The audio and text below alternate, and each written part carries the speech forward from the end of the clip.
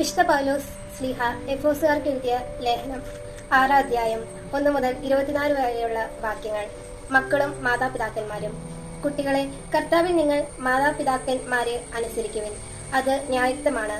നിങ്ങൾക്ക് നന്മ കൈവരുന്നതിനും ഭൂമിയിൽ ദീർഘകാലം ജീവിക്കുന്നതിനും വേണ്ടി മാതാവിനെയും പിതാവിനെയും ബഹുമാനിക്കുക. വാഗ്ദാനത്തോടു കൂടിയ ആദ്യത്തെ കൽപ്പന ഇതത്രേ: പിതാക്കന്മാരെ, നിങ്ങൾ കുട്ടികളിൽ കോപം ഉളവാക്കരുത്, അവരെ കർത്താവിന്റെ ശിക്ഷണത്തിലും ഉപദേശത്തിലും വളർത്തുവിൻ. ദാസന്മാരെ, നിങ്ങളുടെ ലൗകിക യജമാനന്മാരെ ക്രിസ്തുവിനെ എന്ന പോലെ ഭയത്തോടും ബഹുമാനത്തോടും ആത്മാർത്ഥതയോടും കൂടെ അനുസരിക്കണം. മനുഷ്യരെ പ്രീണിപ്പിക്കുന്നവരെ പോലെ അവരുടെ കൺമുമ്പിൽ മാത്രം ഇങ്ങനെ പ്രവർത്തിക്കാതെ പൂർണ്ണ ഹൃദയത്തോടെ ദൈവഹിതം അനുവർത്തിച്ചുകൊണ്ട് ക്രിസ്തുവിന്റെ ദാസന്മാരായിരിക്കുവിൻ. മനുഷ്യനു വേണ്ടിയല്ല, കർത്താവിന് വേണ്ടി എന്ന പോലെ സന്മനസ്സോടെ ശുശ്രൂഷ ചെയ്യണം. ഓരോരുത്തർക്കും സ്വതന്ത്രനോ അടിമയോ ആയിക്കൊള്ളട്ടെ. നല്ല പ്രവൃത്തികൾക്ക് തക്ക പ്രതിഫലം കർത്താവിൽ നിന്ന് ലഭിക്കുമെന്ന് അറിഞ്ഞുകൊള്ളുവിൻ. യജമാനന്മാരെ, നിങ്ങളും ഇതേ രീതിയിൽ തന്നെ ദാസന്മാരോട് പെരുമാറുവിൻ. അവരെ ഭീഷണിപ്പെടുത്തരുത്. നിങ്ങളുടെയും അവരുടെയും യജമാനൻ സ്വർഗത്തിലുണ്ടെന്നും അവിടത്തേക്ക് മുഖം നോട്ടമില്ലെന്നും അറിയുവിൻ.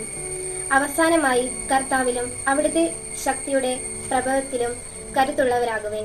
സാത്താന്റെ കുടിലതന്ത്രങ്ങൾ എതിർത്ത് നിൽക്കാൻ ദൈവത്തിന്റെ എല്ലാ ആയുധങ്ങളും ധരിക്കുവിൻ.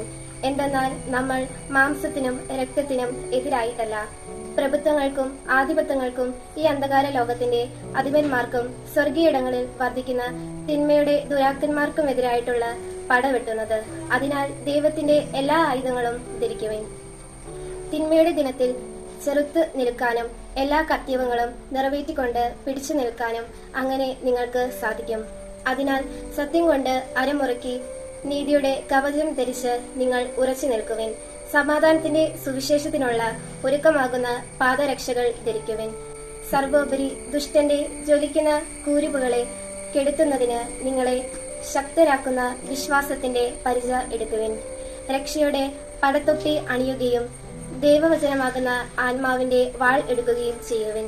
നിങ്ങൾ അപേക്ഷകളോടും യാചനകളോടും കൂടെ എല്ലാ സമയവും ആത്മാവിൽ പ്രാർത്ഥന നിരതരായിരിക്കുവിൻ. അവിശ്രാന്തം ഉണർന്നിരുന്ന് എല്ലാ വിശുദ്ധർക്കും വേണ്ടി പ്രാർത്ഥിക്കുവിൻ. ഞാൻ വായി തുറക്കുമ്പോൾ എനിക്ക് വചനം ലഭിക്കാനും സുവിശേഷത്തിന്റെ രഹസ്യം ധൈര്യപൂർവ്വം പ്രഘോഷിക്കുവാനും നിങ്ങൾ എനിക്ക് വേണ്ടി പ്രാർത്ഥിക്കുവിൻ. സുവിശേഷ രഹസ്യത്തിന്റെ ബന്ധസ്ഥനായ സ്ഥാനാപതിയാണല്ലോ ഞാൻ. എന്റെ കടമയ്ക്കൊത്ത വിധം ധീരതയോടെ പ്രസംഗിക്കാൻ വേണ്ടി നിങ്ങൾ പ്രാർത്ഥിക്കണം. ഞാൻ എങ്ങനെയിരിക്കുന്നെന്നും എന്ത് ചെയ്യുന്നുവെന്നും അറിയാൻ നിങ്ങൾക്ക് ആഗ്രഹമുണ്ടായിരിക്കുമല്ലോ. നമ്മുടെ പ്രിയ സഹോദരനും കർത്താവിന്റെ വിശ്വസ്ത ശുശ്രൂഷകനുമായ തിക്കിക്കോസ് നിങ്ങളോട് എല്ലാം പറയുന്നതാണ്. ഇതിനു വേണ്ടി തന്നെയാണ് അവനെ നിങ്ങളുടെ അടുത്തേക്ക് അയക്കുന്നത്. ഞങ്ങളുടെ വിശേഷങ്ങൾ നിങ്ങളെ അറിയിക്കുന്നതിനും നിങ്ങളുടെ ഹൃദയങ്ങളെ ആശ്വസിപ്പിക്കുന്നതിനും വേണ്ടി. സഹോദരർക്ക് പിതാവായ ദൈവത്തിൽ നിന്നും കർത്താവായ യേശുക്രിസ്തുവിൽ നിന്നും വിശ്വാസപൂർവകമായ സ്നേഹവും സമാധാനവും നമ്മുടെ കർത്താവായ യേശുക്രിസ്തുവിനെ സ്നേഹിക്കുന്ന എല്ലാവർക്കും കൃപയും നിത്യജീവനും ഉണ്ടാകട്ടെ. വിശുദ്ധ പൗലോസ് ശ്ലീഹ എഫോസുകാർക്ക് എഴുതിയ ലേഖനത്തിലെ 6 അധ്യായത്തിലെ ചോദ്യോത്തരങ്ങൾ. 1 ചോദ്യം: നിങ്ങൾക്ക് നന്മ കൈവരുന്നതിനും ഭൂമിയിൽ ദീർഘകാലം ജീവിക്കുന്നതിനും വേണ്ടി എന്ത് ചെയ്യണം എന്നാണ് പറഞ്ഞിരിക്കുന്നത്? ഉത്തരം: മാതാവിനെയും പിതാവിനെയും ബഹുമാനിക്കുക.